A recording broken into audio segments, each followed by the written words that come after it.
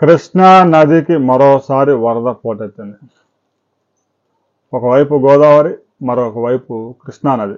పెద్ద ఎత్తున వరద. ఈ ఏడాది 110 సంవత్సరాల్లో లేనంత వరద ఈ సంవత్సరం సముద్రంలో కలిసింది.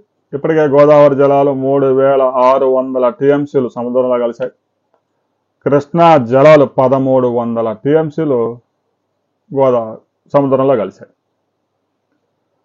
కృష్ణానదిలో ఒక్కోసారి కరువు వచ్చిన సంవత్సరాల్లో కనీసం 10 టీఎంసీలు కూడా సముద్రంలోకి వెళ్ళే పరిస్థితి ఉండదు. అలాంటిది ఏడాది ఇప్పటికే దగ్గర 1500 టీఎంసీలకు చేరుతా ఉంది. ప్రస్తుతం మరొకసారి ప్రకాశం బ్యారేజీకి వరద పోటెత్తింది.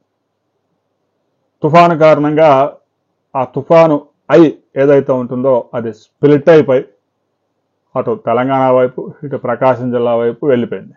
దాంతో తెలంగాణలో వరంగల్, హనుమకొండలో 34 సెంటీమీటర్ల వర్షపాతం నమోదై కుండపాత వర్షం నమోదైంది.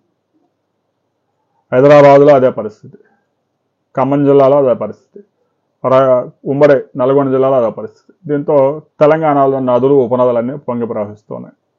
కృష్ణానదికి పెద్ద ఎత్తున వరద వచ్చి చేరుతోంది. ఒక మునేరు ద్వారాగానే 2 లక్షల క్యూసెక్కుల వరద ప్రకాశం బ్యారేజీకి చేరుతా ఉంది. ఎగువ ప్రాంతాల నుంచి మరో 4 లక్షల క్యూసెక్కులు వస్తూ ఉంది. మొత్తం మీద ప్రకాశం బ్యారేజీకి ప్రస్తుతం 6 లక్షల క్యూసెక్కుల వరద వచ్చి చేరుతా ఉంది. దీంతో గేట్లను ఎత్తేసి సముద్రంలోకి రిలీజ్ చేస్తూ ఉన్నారు. ఈ వరద మరో 3 రోజుల పాటు కంటిన్యూ అయ్యే అవకాశం ఉంది.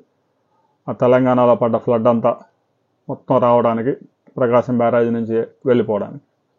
ఈలోగా లంక గ్రామాల ప్రజలు పంటలు కొన్ని మునిగిపోయే ప్రమాదం కూడా ఉంది. దాదాపు 40 లంకల్లో అనేక పంటలు సాగు చేస్తూ ఉన్నారు. ఇప్పటికే తుఫాను ప్రభావంతో దెబ్బతినిపోయి పంటలు, అరటి తోటలు అవన్నీ నేల కొరిగాయి. మరలా వరద మొదలైంది. ఎంత నష్టం ఉంటుంది, ఏమిటి అనే వివరాలతో మరో వీడియోలో మనం కలుసుకుందాం.